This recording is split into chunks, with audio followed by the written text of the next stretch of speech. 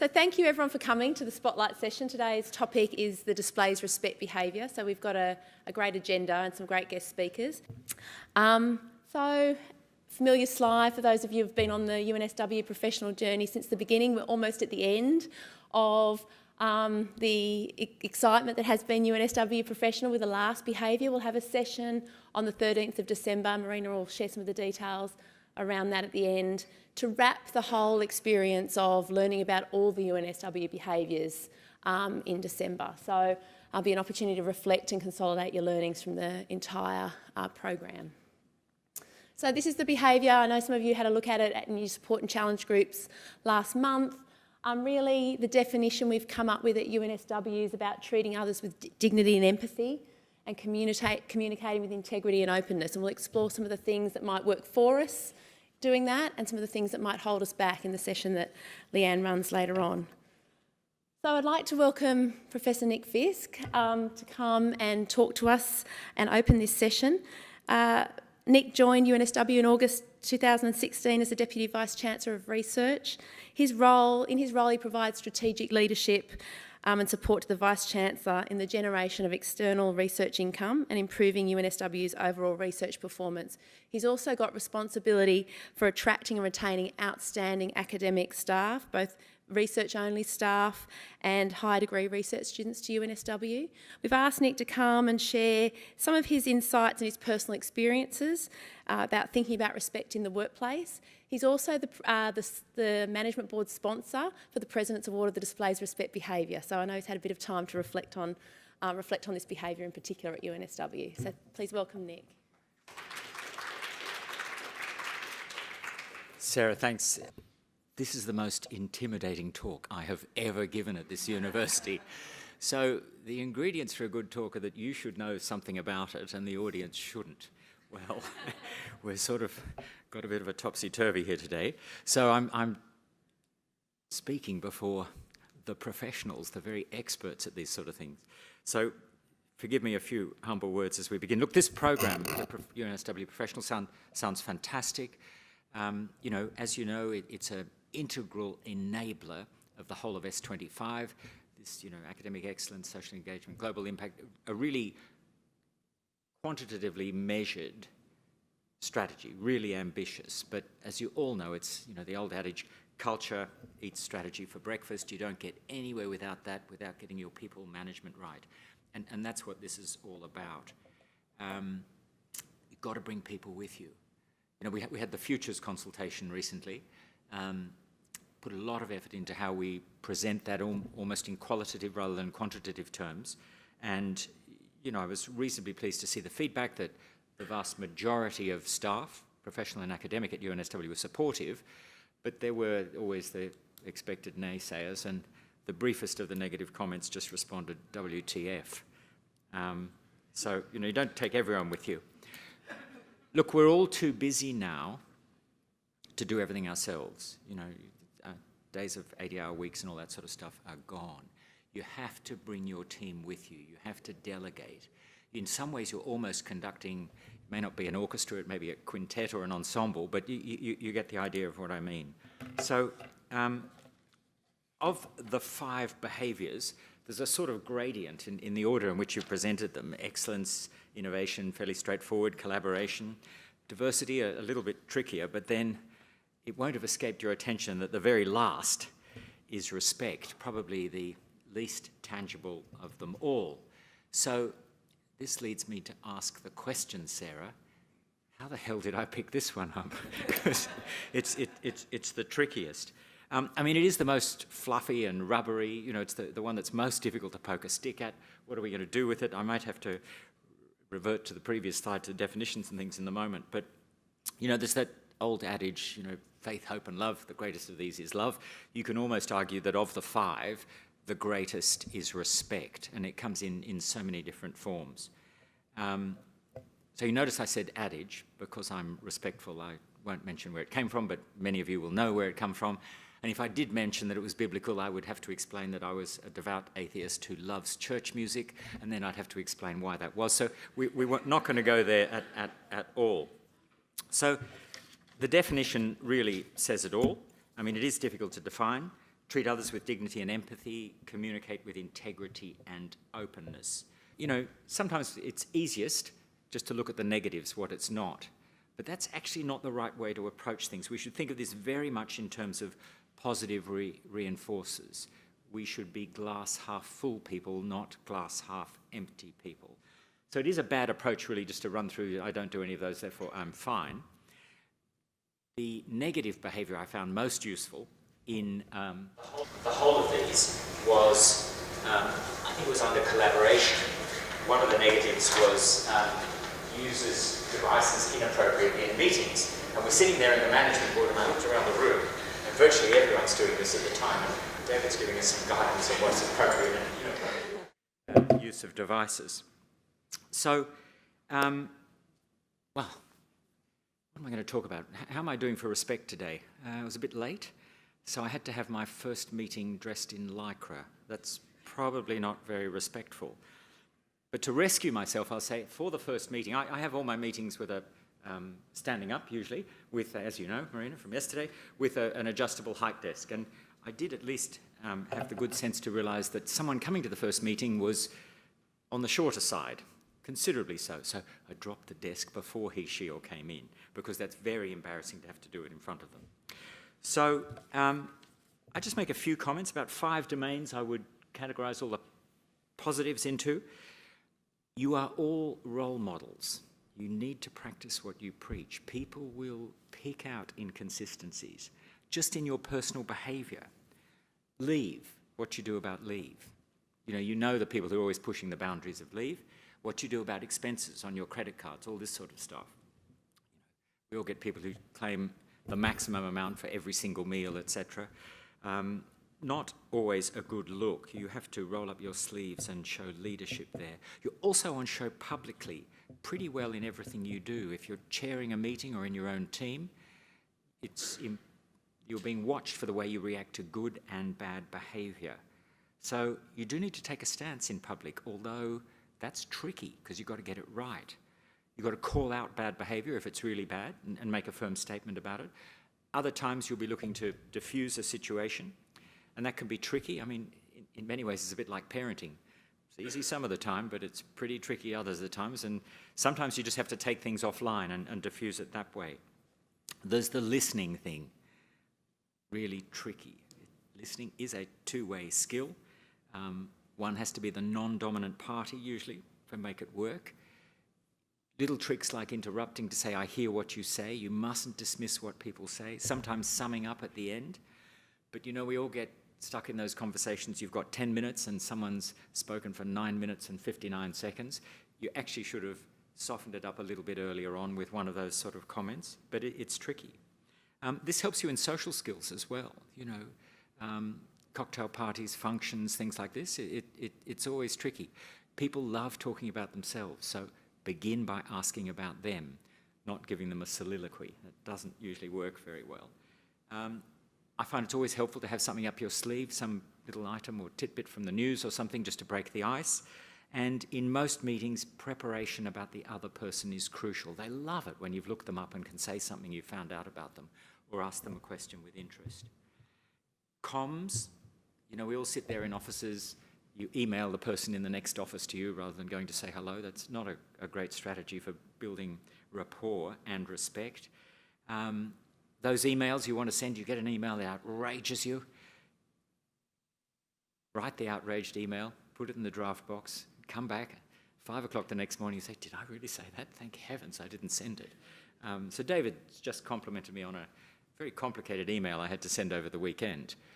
That was in the draft box for a couple of days, David. So, but deliberately so. You can get the message across, what's the old Iron Curtain thing? The iron fist in the velvet glove, very subtly, but don't rub it in their face. I don't email people on weekends because it's interrupting your weekend. There are others in the university who do email on your weekend. If it's rubbish, it doesn't really disturb you very much, but there can be some big problems that come in Saturday night just before you're about to go to sleep. It's actually not very helpful. So it's just something I do. It's a personal thing. I do have my executive director says, at about 4:10 on Monday morning, he gets bing, bing, bing, bing, as a whole lot of emails go off, and maybe that's not that welcome. But, we should respect other people's time. Face-to-face meetings. Most of us are pretty good at managing up. That's why we're here. We sort of do what we're told. We comply in managing up. We sometimes be forceful. It's managing down's the trickier one. And, it's really... We've all reported to people ourselves who make you feel like going and slitting your throat or your wrists, when you've seen them, because everything's doom and gloom and everything's hopeless and there's less money and this. You also go and report to people who make you come out and think, yes, they say something positive, or they trust you with a new thing. Even if it's a crazy deadline, the fact they trust you, you go and do it more quickly. So it's really important how positively we reinforce people. So we're all busy. I usually have a whole lot of agendas I need to get through at a line management reporting thing. Really bad look to dominate the agenda and hurry. Much better to begin with, how can I help you in your job? What are you bringing today? Tricky confrontations. There's no magic answer there, but I once had to fail a PhD student of a supervisor I knew quite well. That was really tricky. I had to get rid of someone who had no idea it was coming and it was going to be extremely difficult. In both those situations, you rehearse what you're going to say.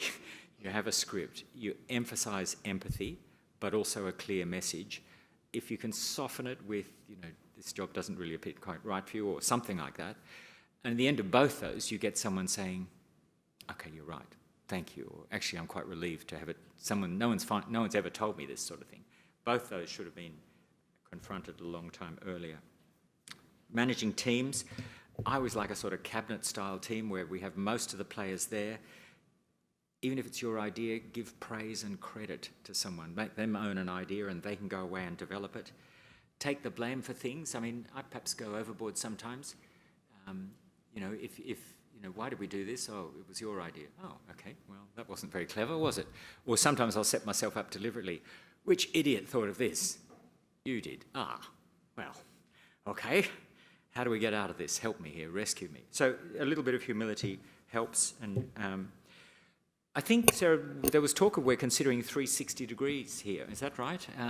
They're fascinating. I had to do one at my previous institution. It's quite a brutal process, sort of a bit like asking the television cameras to come in and film your underwear drawer. You'd like to sort of prepare for it beforehand.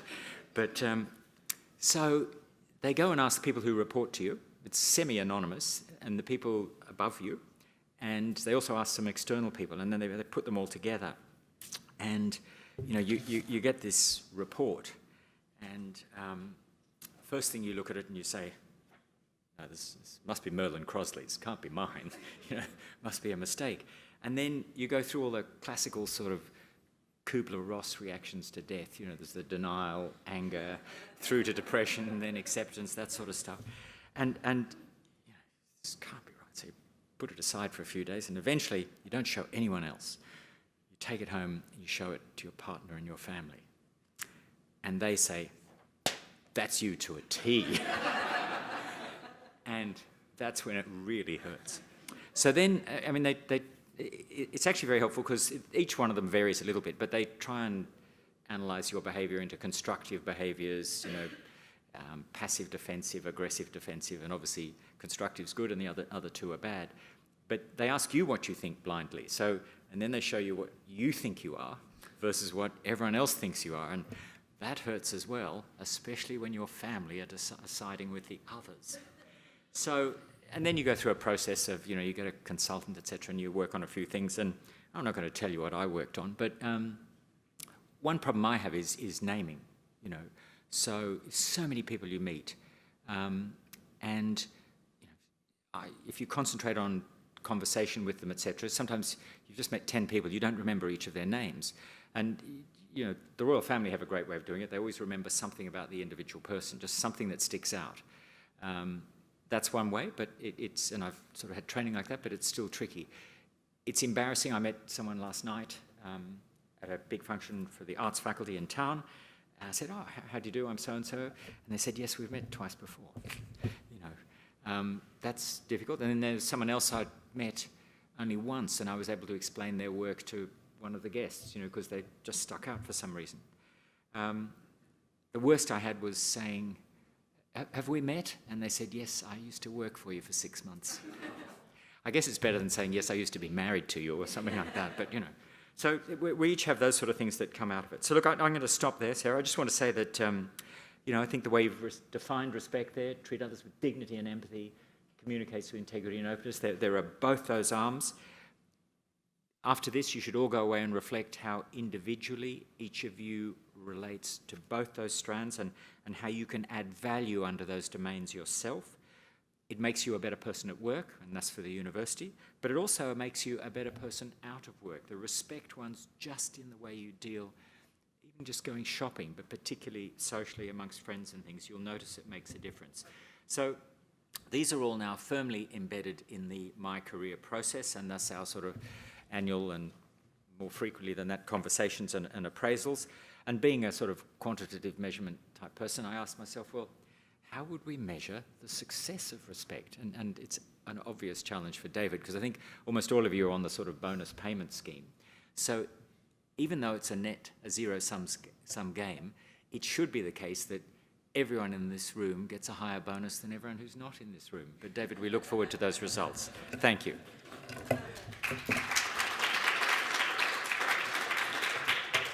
We won't hold you to the bonus idea, but it does sound good. I'd just like to reiterate our thanks to Nick for coming along and opening this. I know he can't stay, but one of the things I loved, I've never thought of a 360 in terms of the whole Kubler-Ross reactions to grief and death, but that does really resonate, and I'm sure those of you who've experienced 360 probably could really relate to that as well. I think one of the other things that Nick talked about, which is really important, and I'm sure we'll hear a bit more in a minute from Leanne, is the interface between what you intend and what's received. So that whole point about being a role model, no one comes to work every day thinking I'm going to be really disrespectful. Most people have the intention of being respectful. It's just some of the things that get in the way, either time, in a rush, deadlines, cause people to behave in ways which might not be perceived as respectful by others. So we'll explore some of those, I think, through the course of the morning. So without further ado, I'd like to introduce Leanne Warner, who's come today to spend some time with us. Leanne is someone who works for the Langley Group, as it says there. She's described as a leader, an educator, I guess inspiring, and works with organisations during times of transformation and growth, which I thought sounded very much like UNSW right at the moment. Leanne's previously led organisations and implemented some of the concepts that she's going to talk to us about today. She's also a former CEO and board chair, particularly in the not-for-profit network and industry. And so some of those experiences she's had in those roles, I'm sure, will be brought to bear as well. So I'd just like to welcome Leanne to the stage. Thanks very much. Welcome, everybody, and thank you so much for attending. I really appreciate it. And I want to thank Professor Fisk as well for somebody who claims to have no knowledge or experience. That was a pretty insightful introduction. So I think, again, if I was doing a 360, I would be suggesting that you have a great deal of knowledge and expertise in the areas that we're going to talk a bit about today.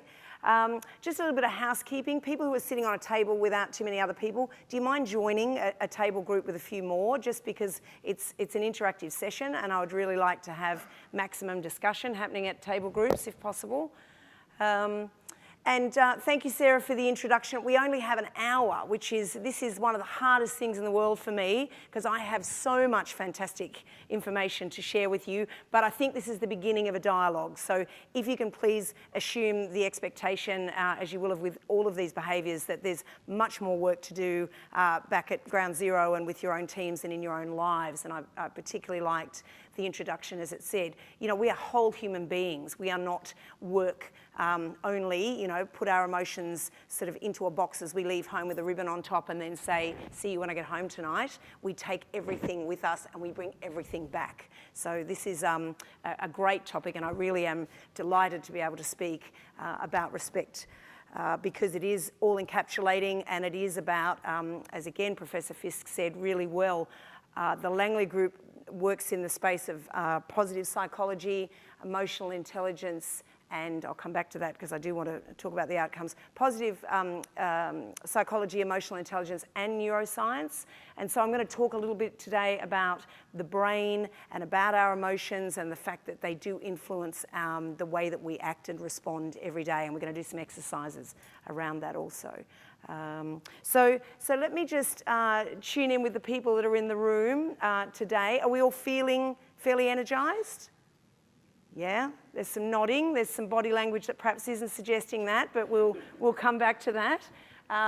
So what I'm hoping to be able to achieve today, these are some of the outcomes. As I said, this is a vast topic, and I loved that it was a bit nebulous. I'm going to try and pin it down a little bit, but I'd love it to continue to flourish and be evaluated. And you're going to do a great exercise where you'll look at some of the people who are nominated for your Premier's Awards that are going to be, trying to typify this. But it's about what respect is, not what it isn't, because I think the antithesis of, well said, we don't turn up trying to be disrespectful, but I'd love you to be able to understand some of the behaviours that really do work to this display respect adage. So let's talk today about treating others with dignity and with empathy. Some of these other words that sometimes don't, feature in our workplaces, like forgiveness and compassion, and you'd think, my goodness, her non-profit space is obviously overflowing here. What is this all about? But I'll give you some really direct business examples and scientific examples of how important this is. I'd love you to sort of work to help understand the science of emotions, and the neuroscience that I will work with you on today is absolutely basic. So forgive me if anybody here does have great neuroscience credentials, because you're going to really not like how simple I'm going to make it. But for we mere mortals, we just like to think about the brain and how it's influencing our emotions and then what we're doing with that behaviour. I'd love it if this room can help create a common language and a mindset around this, because we do, as I said, need to start the discussion today but take it a lot further. And, let's work to enhance our team cohesion, across the professional services space, but also right across the University of New South Wales. For us to lead and to lead well, we want to have very much a goal to be ambassadors and champions of this change, because you're going through a really tricky period and you will continue to. The only thing we now know is that change and disruption are a constant, so we can never escape that. Please, ladies, can you come to the front for me? Because I've got a little table here that needs some additional attention. Thank you. So let's pop into it. As I mentioned, the Langley Group, we're unique because we do work across these three fields. And what's most passionate from my perspective is, how do we practically apply it? It would be very disappointing if I spent a lovely hour with you and then you went, tremendous, but I have no idea what to do with any of that. So please, let's try and practically apply the knowledge. And I think we'll start with an exercise, because it'd be really nice to have you all energised and ready. So you'd notice there are some coloured cards with some images on your tables. And if you can spread those out, the creative amongst you can pop them all over the top of the table. And I'm going to ask each of you to take, please, 2 cards from this pack. So I would like you to be able to select one card that visually represents you in your best mood, and one card that visually represents you in your worst mood, please. So 2 cards, best mood and worst mood. And hopefully it's fairly gut felt. I wouldn't overly analyse this, if you can avoid doing that, perhaps.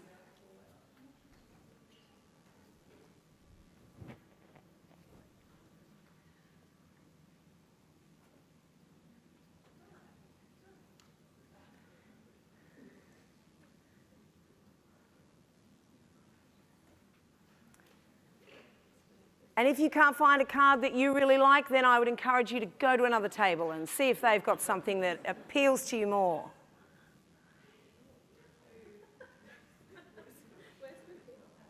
I think Sarah and Marina have a bumper batch over here. They've ended up with a whole lot. Okay, so if you have already selected your 2 cards, can you turn to the person next to you and explain why you chose those cards? Please, starting with your worst mood. So describe why that card's been chosen. I'll give you a minute to do that.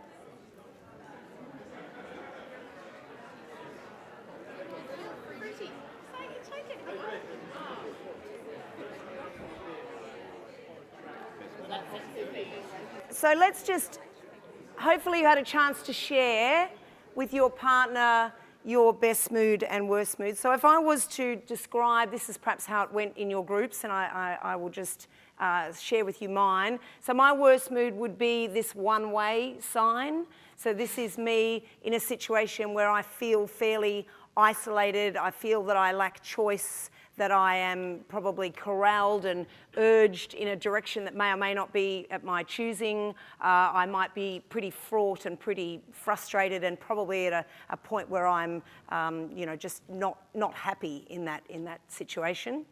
I've chosen this one, however, as me in my best mood, which is all about, the beauty of possibility, of opportunity, of, the joy of a sunrise or a sunset. I'm planning it to be a sunrise, so it's about the start of change and of, the chance to do many things. So there's a very bright future for me. So me in my best mood is all about that exploration and that discovery. So everybody will have had a different experience with their partner, but let's share some of those words. So worst mood, call out for me some of the emotional words that came out as you were describing yourselves in your worst mood. What was that one? Tina Arena. Okay. I'm going to analyse that with you after. I think it's too special. Some of the words, when we're in our worst mood, how do we feel? Stressed, thank you. Isolated, thank you. Withdrawn. Tired. Enchained. Wow. Irritated, yeah, thanks. Trapped. Angry, thank you. What was that one? Oh, directionless, beg your pardon. Directionless, yes, thank you. Any other words? Frozen. What else? We've got some different energy in this. Some of them are high energy, some of them are lower energy. What are some of the lower energy negative words of people in their worst mood? Yes? Oh, that's an interesting one, isn't it? Contained with a potential for spillage. I honestly believe that in terms of emotion, as I said, you can't leave them at home and then say, I'll come back to you later. They will either ooze out or they will spurt out. So it's up to you how they come out, but we really don't want to seek to contain them. We can disengage and re-engage with our emotions, but it's ideal not to contain them. So thanks for that observation. Any other words to describe you in your worst mood? What does that feel like in terms of your leadership? How likely are you to be able to lead particularly well when you're in your worst mood? I should also point out it's absolutely fine to have a worse mood. We all have them. What we are trying to talk about today is how to probably, just quell some of the pervasiveness and the intensity and the duration of those worse moods. But yeah, we all have them. So what happens when you're having one of your worst mood moments in terms of leadership? Yep. Nice, cautious. Yep. Yeah, you could go off the rails, that's right. Any other observations as far as your leadership's concerned in your worst mood? Impatient, yeah. What happens to your decision making? Could be clouded. Why do you think that might be?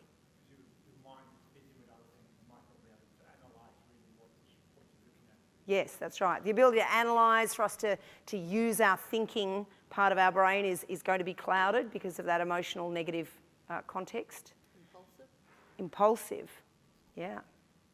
So let's turn to best mood, because that's always nice, isn't it, to then lift out of this. Even the energy's, really dropped a little bit now. So let's enhance that. So best mood, some of the words that describe you in your best mood. Off you go. Free, thank you. Positive. Calm. Uninhibited. Content, thank you. Energized. Calm. Harmony, nice, thank you. Flow. Alert. Engaged, thank you. Confident. Any others? In control, thank you. Interested. That's a good one, isn't it? We're actually alert and interested and engaged. It's really important that the emotional context that you bring and take and work with is acknowledged. So you're right about the change and the fact that you can't foresee everything that's going to land throughout the course of the day, but it will absolutely influence where we head. So this is the nature of you and your own performance as leaders. What will happen is the emotion will spark. This will then influence your decisions. It will also influence then your behaviour and how you show up. So bear in mind we're talking about respect and hopefully respectful behaviours. It may change depending on what is happening emotionally for us. And as we also described there, we were talking about our 360, when it comes to our targets and our opportunity to perform well, our performance may be compromised or enhanced depending on which emotional mindset we're working with. Does that sound fair? Can you understand where we're headed on this discussion?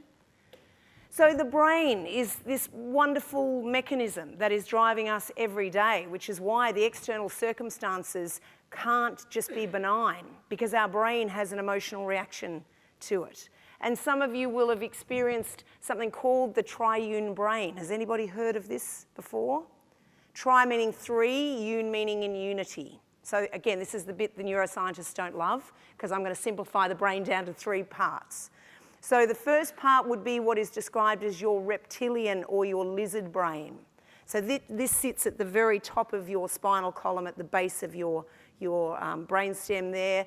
And that reptilian part of your brain is perhaps the oldest, if you're an evolutionist believing in that your oldest part of your brain. Has 3 primary drivers. Any idea what they might be? Yes, it's not that one, but that is coming, fight, flight and freeze. The 3 things we must do to stay alive, be on this planet. Breathing's interesting. That's actually part of the autonomic nervous system, but yes, we will die if we don't breathe. But the other 3 things, so what must we do? Eat, drink, of course, eat and drink, yep. Sleep, we must sleep. And if we want to remain on the planet? Sex, thank you. We always like a morning sex comment. That's perfect. So we must do those 3 things to remain, on this planet and continuing our species. So it's called the lizard brain because if you're a crocodile, that's as good as it gets, really. That's all you have. So then we have this incredible part of our brain called the limbic system. So if you drill down in the middle of your head, this is where your emotional centre is. So what happens within that emotional centre? You mentioned it for me. Fight, flight and freeze. So you have the area there that is linked to 2 different almond-shaped nodules that sit on the other side of your head called the amygdala. So the amygdala will cause that reaction depending on what emotional data it receives. The threat response is very innate within us. And it doesn't matter. It used to save our lives and protect us on the, plains of Africa or wherever, man was. Nowadays, our threat is actually in our workplace, is it not? What sort of things can threaten us in our workplace? Think of things that have threatened you today.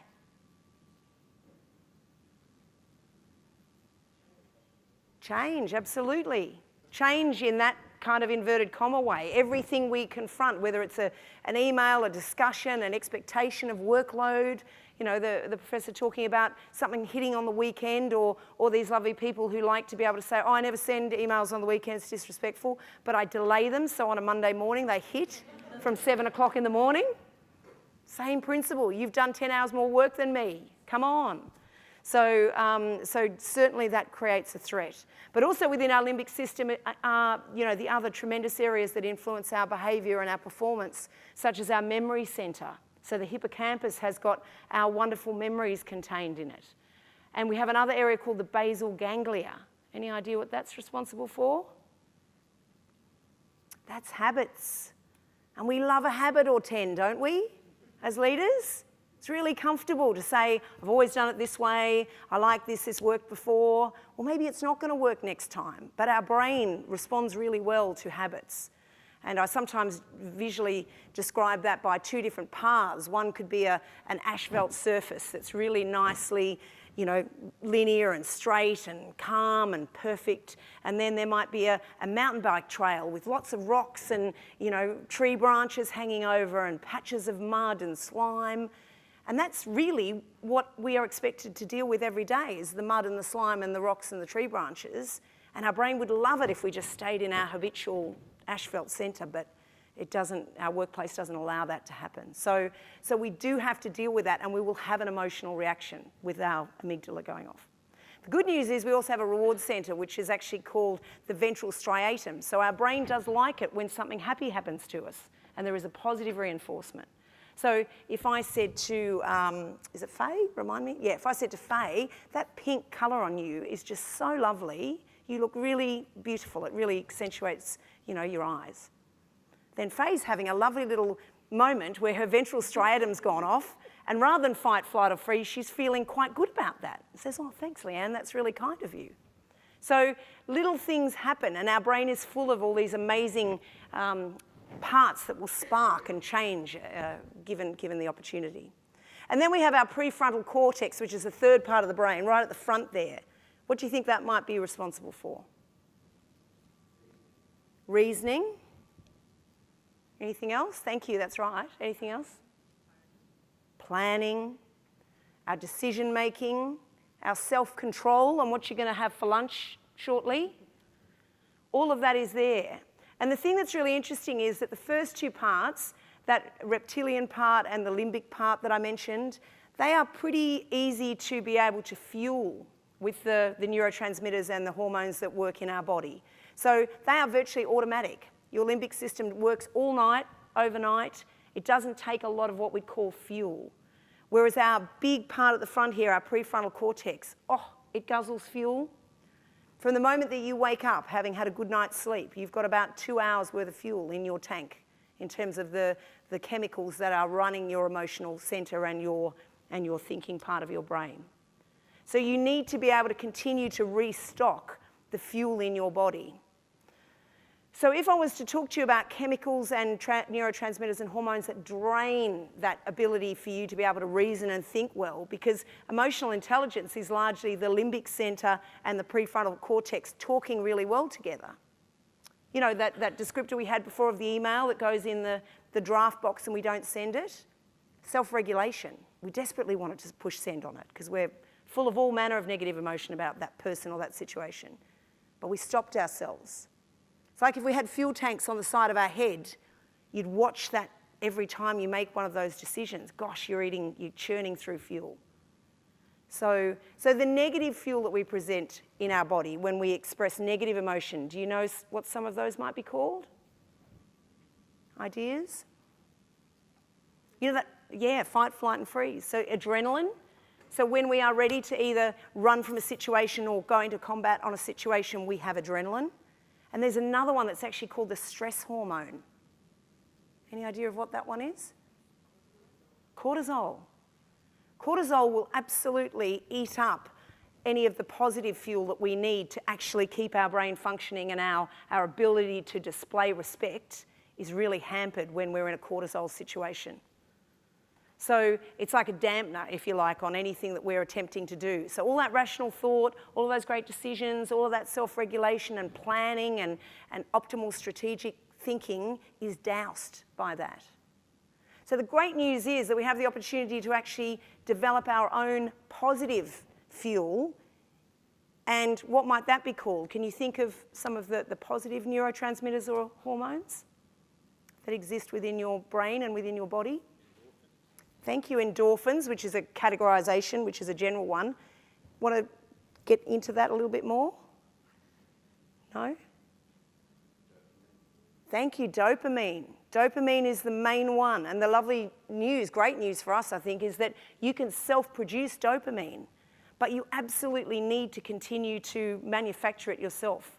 And the great thing is that reptilian part of your brain will help you to do that, because it will allow you to be able to, if you eat well, sleep well, exercise, we'll call it instead of sex for the purposes of this morning. If we do that, we have an opportunity to stimulate that hormone and that chemical fuel that our brain so desperately needs to fly our prefrontal cortex, Does that make sense? So if we were thinking about it as a car analogy, the central part is like a smart car. It doesn't need a lot of fuel, but our big prefrontal cortex is a bit like a Maserati. So we've got to keep fueling it. So this is just to give you a little bit of an indicator of what you're working with every day that you come into the office. So the importance of creating new fuel options for yourself. These are wellness strategies, resilience strategies, positive emotion. Positive emotion is a really great enabler for dopamine production. So it will help you to be able to do that. And it may also interest you to know that your brain actually naturally has, because of that need to self-preserve, we actually have 5 times more neurons in our brain dedicated to that threat response than to that positive emotional response. So we're pretty much up against it, aren't we? Every day that we walk in, even if we don't have our worst mood on, we're kind of climbing a little bit uphill to ensure that we can remain in a positive mindset to enable that big brain of ours to function effectively. So that just gives you some background so that when we're talking about what happens in your body, I'd love you to remember that physiologically there are things that are a little bit, you could argue outside of your control. I would suggest they are within your control, but this is what your body is doing while everything else is going on. So just to put that into context. This is what's called the positive leadership model. It's developed by a gentleman called Kim Cameron, who's written a really great book called Positive Leadership. So if you're interested in doing, your own reading on this stuff, it's a really nice, easy to read book.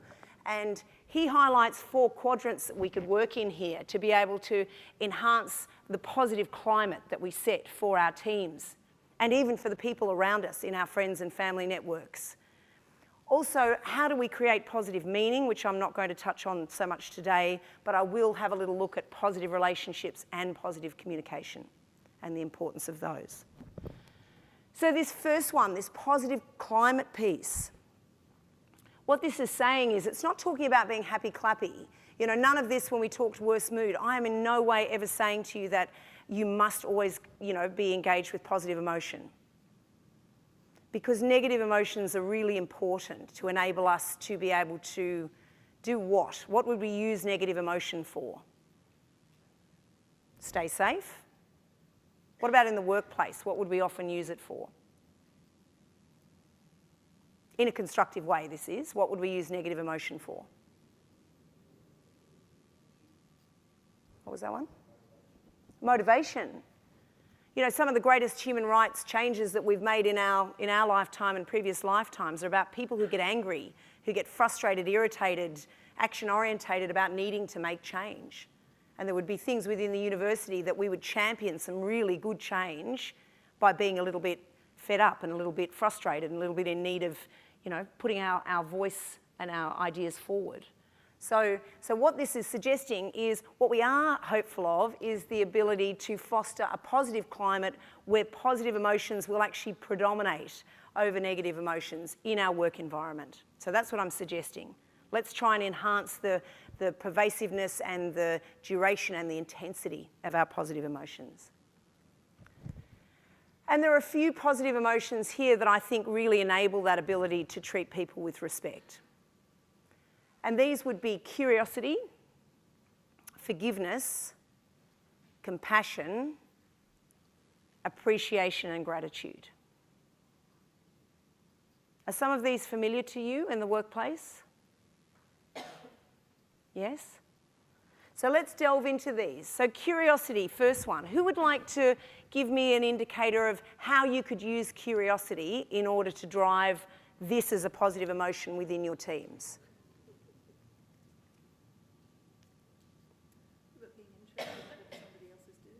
Lovely. Yeah. So being interested in what other people are doing, interested in their job role, interested in them as people, yep, can enable that positive emotion and that ability to connect. How else can we use curiosity? Who would suggest they have curiosity as a strength? Hands up if you think you're naturally curious. Okay, so you're actively using this positive emotion now. So how do you use it in the workplace to enable you to be more present?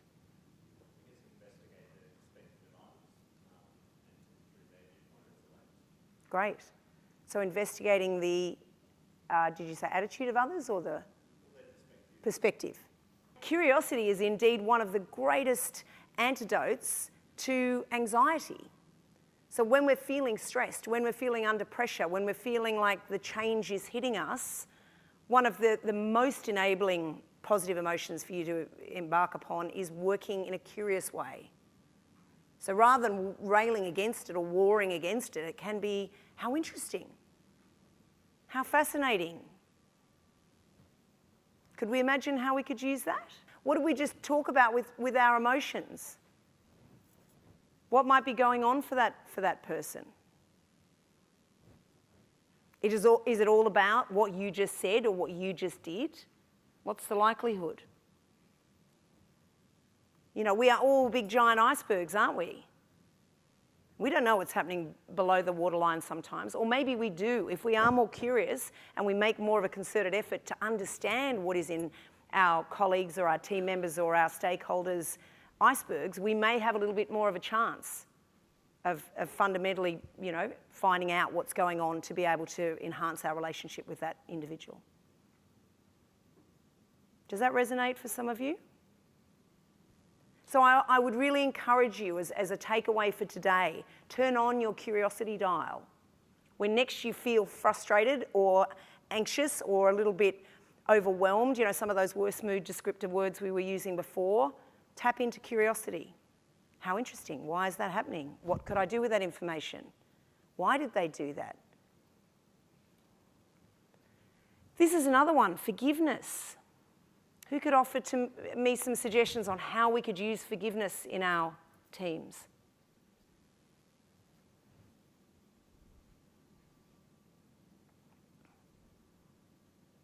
Yeah? That's over now. Let's put it behind us and move ahead. Nice. That line in the sand. How hard is that line in the sand, though? Isn't it easier to just strap it on like a backpack and go, no, next time you do that, I am going to absolutely bring that up once more. It's much easier to do that. And especially when we use a bit of sarcasm to go with that. That's always delightful, isn't it? So it becomes the brunt of, you know, the Christmas joke that we remind that, oh yes, remember when you didn't get that deadline and then we had this happen and then we lost the funding and that happened and that happened. And we think it's hilarious, or we just think we're trying to make it a little bit more comfortable, and it obviously makes it far more uncomfortable for that person. So true forgiveness is about drawing the line in the sand and moving on and not looking for that behaviour to be re-emphasised next time. Just because we made a mistake once does not mean we will make a mistake a second time or a third time. And even if we do, how many times is it fair enough to actually say to somebody, what have I not supported you with? What else do you need? How could I actually engage with you on a different level to even fundamentally get to the reason why we had that mistake? Again, curiosity and forgiveness can work really well together. And compassion and empathy. What are the difference between those things? Would anybody like to offer me that? What's the difference between compassion and empathy? Is there a difference between compassion and empathy? I think sometimes compassion can be a little bit, as you said, us staying a little bit up and out of the actual scenario itself, so we can be compassionate, which is highly appropriate, because being compassionate is not getting into the trench with the person. It can be a little bit lighter. It can sometimes be more sustainable too, because if we're feeling a little bit emotionally sensitive ourselves, sometimes to be fully empathetic can be too much of a drain. So sometimes empathy is indeed more appropriate, or compassion is more appropriate, but both are very, very useful. And I'll give you a workplace example, because thank you for making that connection that the two go hand in hand. I love this example. There's a client that I work with in New Zealand, and a number of their staff come from Samoa. And in the last 12 months, there was terrible tsunamis and tropical storms that, absolutely decimated many of the villages that their employees were coming from. And there was obviously a feeling of helplessness from many of those people about their ability to go home and to support their families and their communities. And so what the organisation did was they asked all of the staff to be able to come up with ideas on how to support this contingent of their colleagues. And what they came back with, which I thought was lovely, was a bit of a moratorium on leave, and people could actually offer up any excess annual leave that they had to be able to, donate that to the people who would like to go home. And it was really tremendous because what they found was they, A, were offered a great deal more leave than was ever going to be necessary or required, and B, a number of the staff rallied to fundraise and to create opportunity for donations to be made as well. So those people were able to return to their communities and also to be able to take much needed resources and funding home with them to help rebuild those communities. So I thought that was a really great organisational example of that compassion piece in action. So I'd love you to be able to think about in your own teams, how can I practice compassion using a really solid organisational framework? Yeah? This is not just about being nice to people. I mean, that's good too. We'd really like you to be nice to your teams and enjoy spending time with them, but it's more than that. Compassion and forgiveness and a very deep enabling emotions. And there's one more. Gratitude. Gratitude is according to most of the research that we work in, one of the greatest, most enabling emotions, largely because it benefits both the person who exhibits it and the person who receives it. Would we suggest that that's true? Yeah? And the research is a little bit jury out on what is the best way to express gratitude. So I think it's nice to just say, please be varied and please be authentic with your level of gratitude. Because if all we do is on a Friday night say, great week, thanks team, then once you do that, that lovely habit that we were talking about before crops up again and everyone says, yeah, right, yeah. Nothing going on for me there. You might as well be saying, don't have a nice weekend, team. It sort of registers in the brain the same way. So it's trying to be creative and trying to be, really thoughtful about the ways that you express gratitude. I know myself as a leader, I had the opportunity to lead the Sydney Children's Hospital Foundation for a few years, and I set up a system there that I call Golden Arrows, and I just said to each of my exec team members, how would you like to run this program? It will be an appreciation and gratitude program. How would you like to do that? And it was really nice because everybody in their respective areas came up with different parts of it. So the HR team came up with a great tribute, in a reward and recognition sense on how we could create, as we're doing here, some awards. The marketing team came up with a very cool email that said, you've received a golden arrow. And so, it's really nice when you get to your inbox and you find, yeah, stuff. Oh, I've received a golden arrow. So people would open that up. And then other people came up with some really good visuals. We also had the opportunity for people to develop golden arrows that were actually set across the meeting table to people when they were saying something that other people really liked. So if you just set a course of action around gratitude, it works really well. But the actual research is sort of jury out on whether we should do it once a day, once a week. I know myself, I keep a gratitude journal and I write in it periodically. Sometimes it's daily, sometimes it's weekly, sometimes it might be a couple of weeks where I haven't thought to do it. But what do you think your brain might do? If you're going to ask your brain to recollect things later to write down, what does it do?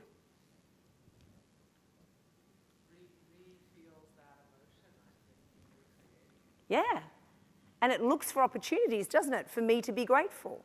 Sometimes it gives me a list of top 10 and it jockeys inside my brain about which are the best ones. Oh, that's a good one. I enjoyed that. Gee, waking up this morning was a bit cooler. Whew, I felt great after yesterday being so hot. But I have to say, I had a weekend in New Zealand and that stunning, vista of the snow-capped mountains, wow, that's a tough one to top as well. So thinking about ways to both demonstrate and also appreciate your own things that you're grateful for can be a really nice, enabling, positive emotion. And this will help your thinking, your decision-making, and your performance. Yeah? Is this practical for you? Yeah, because I hope it is, because I find this useful. This is for our cat and dog people, because I don't discriminate. Cute, and cute on all fronts. But from what you now know about the brain, can I ask what might be, do you think, the brain's first reaction when it encounters a new person? Do we treat them as a friend or as a foe? Who thinks, hands up if you think your brain's natural reaction on meeting a new person would be to see them as a friend? Yeah? A few people think that. What about who would see that your brain's natural reaction is to treat people as a foe? Okay, a couple of people there. May I ask you why? I guess not the obvious answer. Thanks, be honest, I like that. Okay, may I ask you why you thought maybe a foe reaction?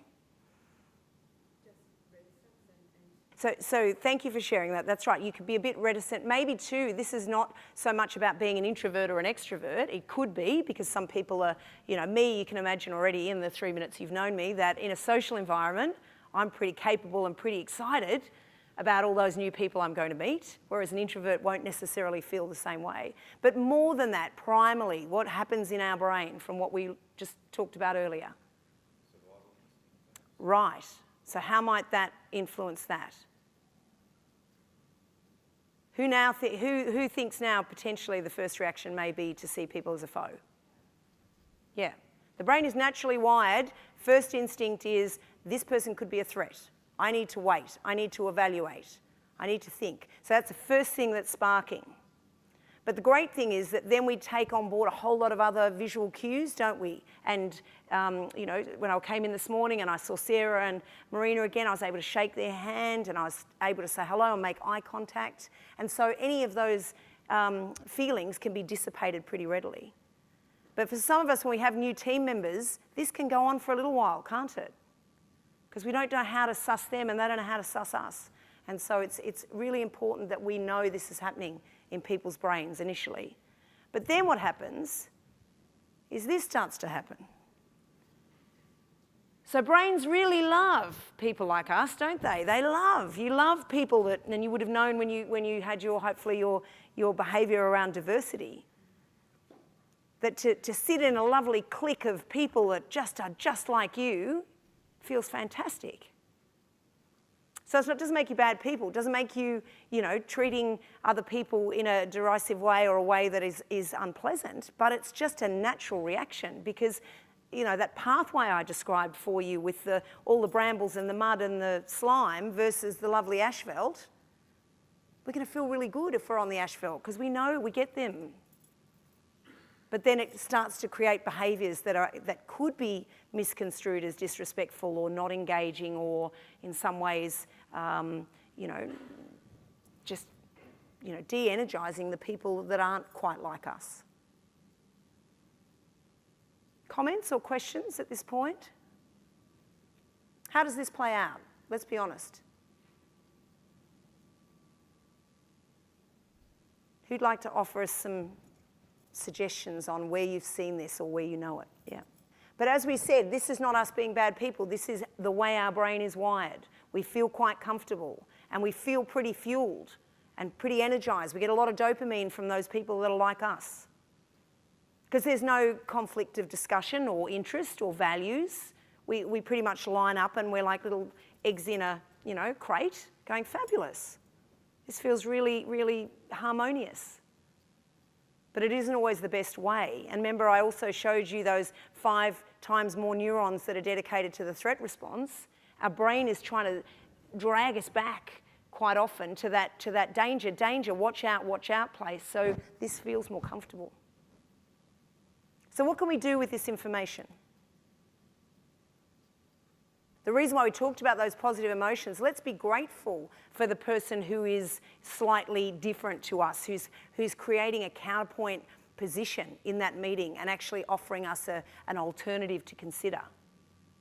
They're not just a troublemaker, they're not just somebody that's out to stir the pot necessarily. They may have really valid apprehension or ideas that we could consider. And we'll talk about our positive communication now to be able to see how we could work with those people more effectively. So in Kim Cameron's model, when he talks about positive communication, he's suggesting this is where positive communication and affirmative and supportive language does replace the negative or the critical language more often than not. which is also, as I said, not to say that we can't have negative or critical language, but we just want to be a little bit mindful of it.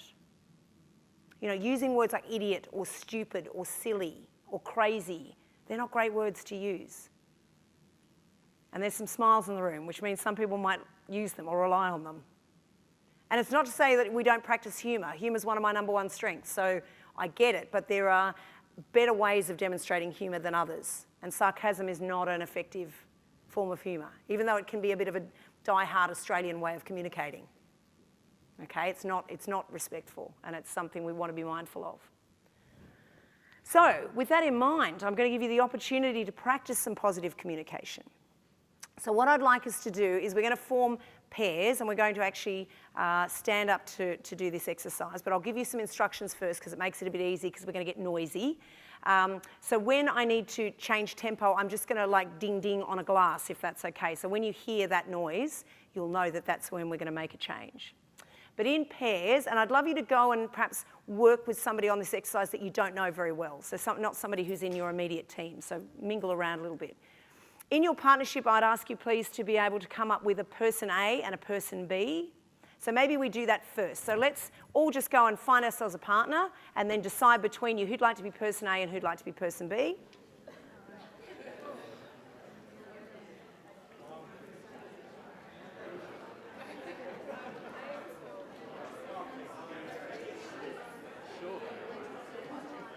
Has everybody got a partner? Yes?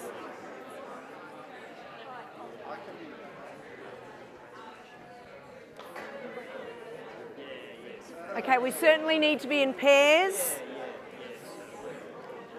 All right. 2, 2, 2, 2, 2, 2. All right. Looks like everybody has a partner. So I do need to split Sarah and Marina up, so could somebody please take one of them each? Yes, thank you. All right, so now, so have you had a conversation about who are the person A's? Right, each partnership has an A and each partnership has a B. So person A, your role for a 2-minute period is to be able to describe to person B the best holiday you have ever had. Hopefully this is not a difficult exercise for you. And would you mind just standing up for me on this table so we're all standing up? So you're going to describe for 2 minutes the best holiday you ever had. Person B, your role is to appear engaged and interested. And that is not to say you won't genuinely be interested and engaged, but that is what you're going to display. Then when I tap the glass, I am going to ask you, person B, to be actively disengaged. Person A, I need you to continue with your story for a further moment. 1 minute after that, you will continue to tell your story. All right? And then we'll come back together and debrief at the end of that. So let's start. Our 2 minutes starts now.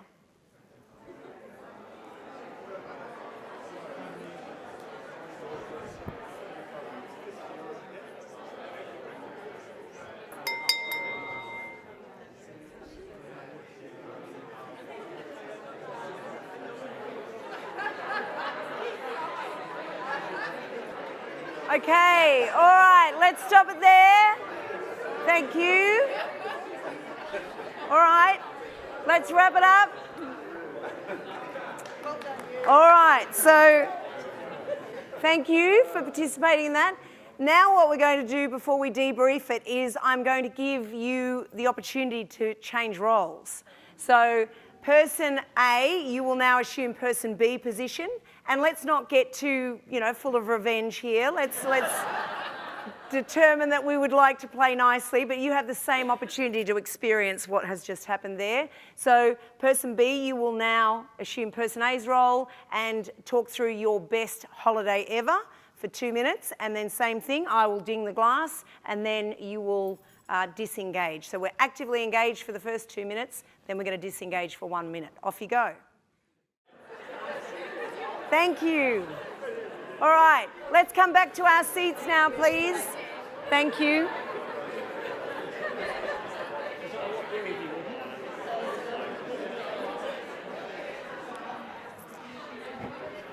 Okay, Let's debrief, shall we? Person A, how did you feel as person A telling your story before I dinged the glass? Let's talk about feelings. How did you feel? Okay. Can we have another word other than good? Good's not an emotional word. Yeah, can. So, but what were you feeling as you were talking about your story? Excited, enthusiastic, happy, and there was rapport, that's right. What were you observing from the other person? Interest? Response, yeah. Excitement. Sharing. What did you notice about the body language? Yep. Open, responsive. Hopefully no one took over their holiday story by saying, oh yeah, I've been there too, I had a great... If you did, that's not ideal, but generally we say, oh, isn't it such a beautiful place? Or, so we maybe share some of that positive energy as well. Anything else that you observed?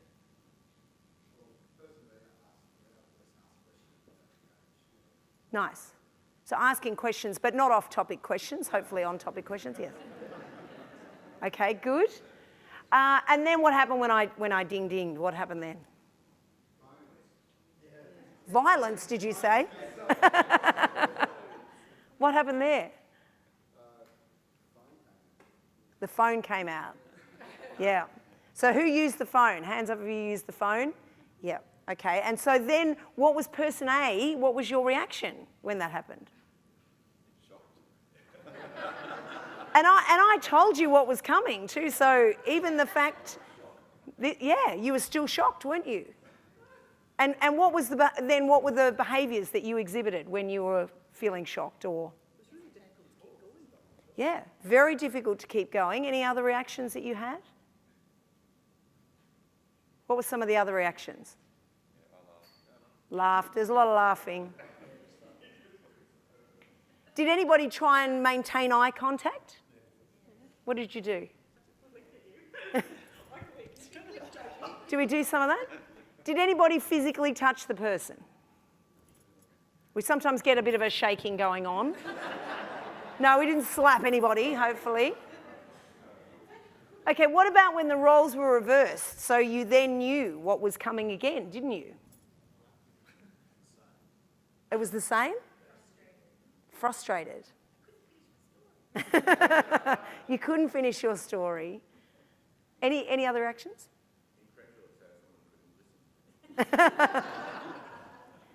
How rude, exactly. How could you not listen to me? Did anyone embellish their story?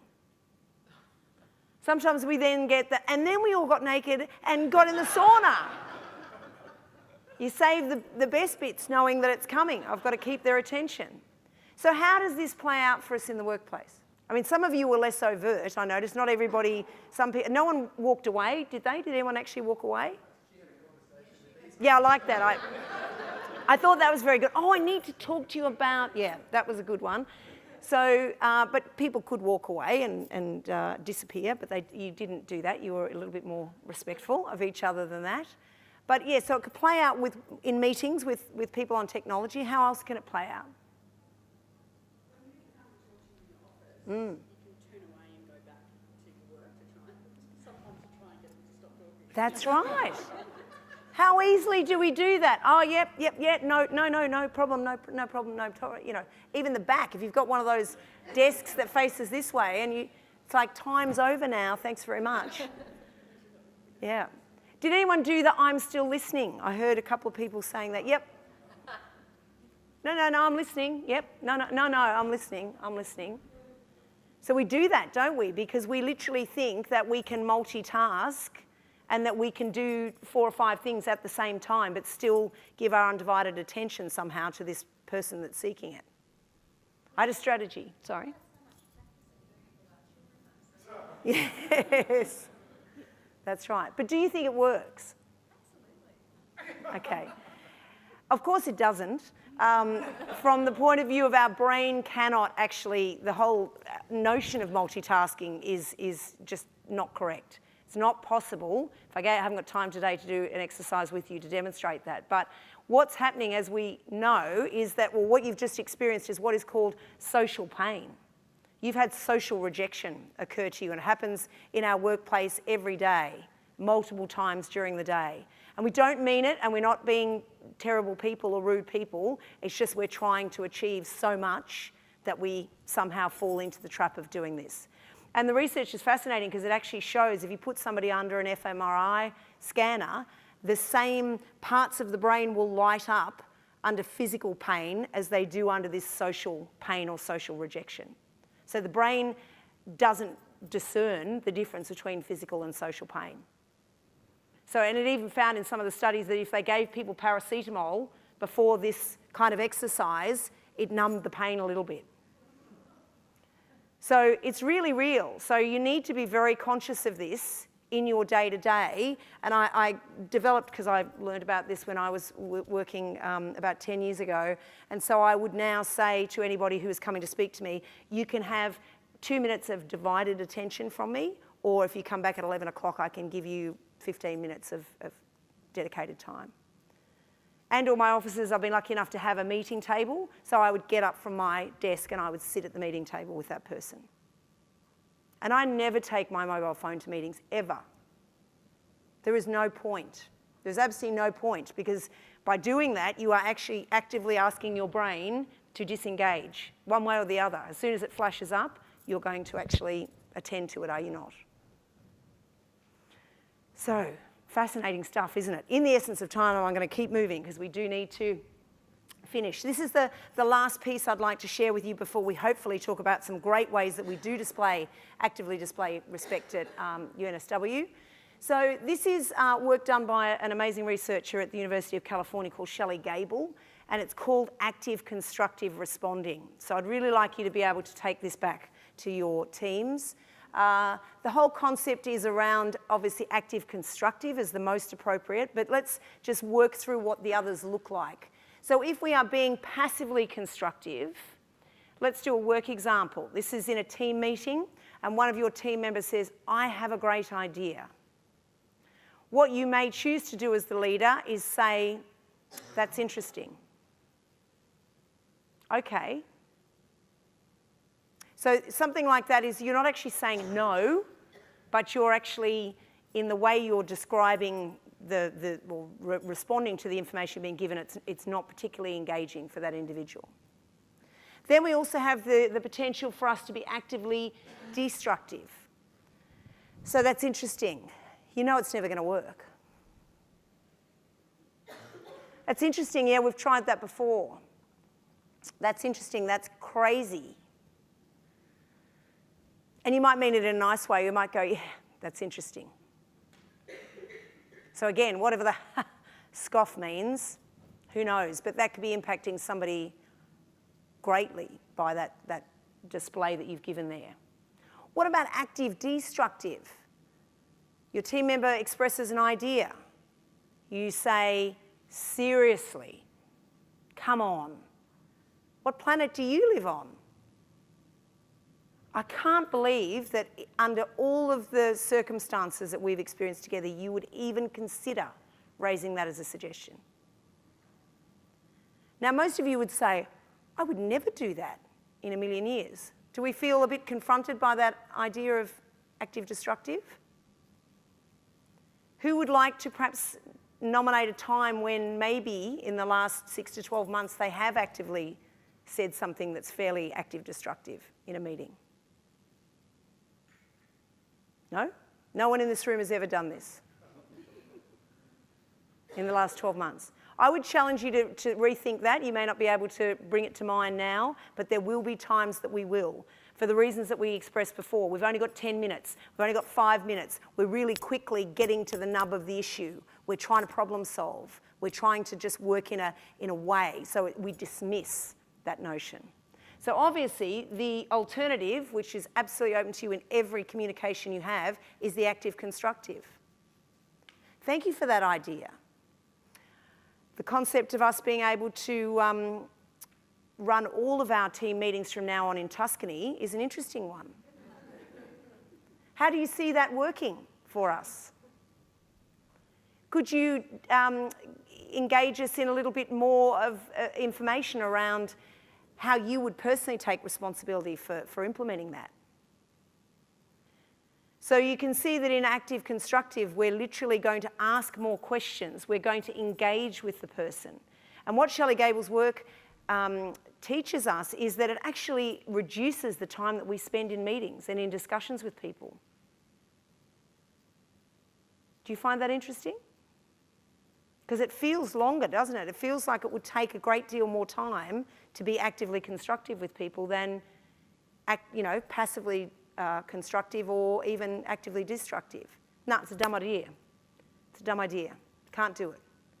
Whereas all that does is, if that person is very wedded to that idea, what do? What have you seen happen when people are very passionate about a particular idea that you may feel is not ideal? Yeah, they come back with it, don't they? Sometimes repackaged a number of different ways. Whereas if you allow them to express it and evaluate it and think about it, they might actually think, no, that's not going to work. So it's quite helpful to be able to do that on occasions. So I'd really encourage you to be able to consider that in your next conversations and correspondence that you have, whether it's verbal or visual. Am I being actively constructive in the way that I'm responding to that suggestion? And finally, just to some of you will have seen this. Who's seen the 3 V's before? A little bit of what we just did with the best holiday ever example. If there is a total percentage of 100% of what is said, this is how the brain will respond. It will pay attention to these different areas. The first is visual. The visual representation of something has a percentage. The second is the vocal representation of that concept or idea. And the final is the verbal, which are the words. So what percentage do you think might be in the visual of that idea? The brain is paying attention, what percentage? 60? Any other ideas? Higher, like 70 or 80? Any other ideas? Anyone think it's under 60? It's actually 55. So 55% of what, especially when things are incongruent. So if I'll demonstrate that in a moment, but 55% would be about the visual representation. What about the vocal representation, which is about the tone? Yeah? What's that? 40? Any other ideas? 30? You're both close, it's 38. So 38% will come from the vocal, which leaves us, how much left? Anyone who's great at maths? 7% is in the words. So if I demonstrate that for you and said, yeah, it's really great to be here in the professional series with the UNSW. Fascinating group of people, amazing. Just, yeah, quite enlightened, I think. And they're going to do a good job, great job, in fact, with their teams. And there's change and lots of growth that's expected, but it's going to be no problem for them. They've got it covered. I think I'm pretty sure of that. Okay? So, and again, I'm obviously over-embellishing, but you get the message. So when you're standing there tapping on your phone going, yeah, I'm listening, or if you're saying, yeah, yep, that's good, yep, no problem, yeah, all good, any of that in your vocal, in your visual, will be way more impactful than whatever words you say. So great day team, or well done, or any of that as you're rushing off eating a sandwich is not going to cut it. So hopefully we've discovered some ideas, some practical application of positive emotion. We've also had an opportunity to explore what our brain is doing and the impact and the importance of fuel, because if you don't fuel yourself with positive emotion and those other drivers that are primary, such as good food, hydration, sleep, exercise, you will be in a position where the optimal best version of yourself is not going to be always available to you. So we want you to show up more often in your best mood in order to be better leaders. And that will enable you to be able to hopefully display respect more effectively. So this is the next piece of work that you're going to do, which is how does displaying respect actually work well within the professional services team of UNSW. So that's the work I'm going to hand back to Sarah. And just Please have a think about what you'd like to take away from this session. I'd really be delighted if some of this does make its way from this room back into our teams and into our personal lives as well. As we said, we're complete humans, so this is about how you show up as the best version of yourself at home as well as at work. So thank you very much for your time. Thanks. I'm sure everyone took something away from that session, as more than one thing, I'm sure, Leanne, but I mean, there were so many things that resonated for me, even those things that you wish didn't sound like you, when you're really honest and reflect, you know that sometimes some of the things Leanne was describing as sort of contra-indicators of respect are some things that you do.